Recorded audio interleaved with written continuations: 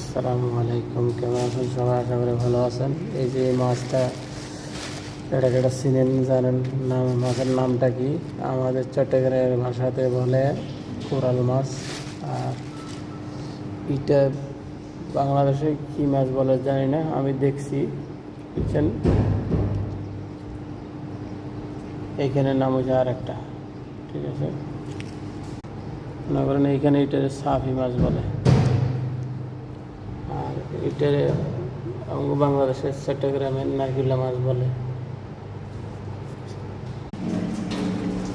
আর একটা কাড়া চলতেছে, এটা হচ্ছে কোরাল মাছ, আমাদের চট্টগ্রামের বাসা। কাড়া ছেড়ে চলতেছে।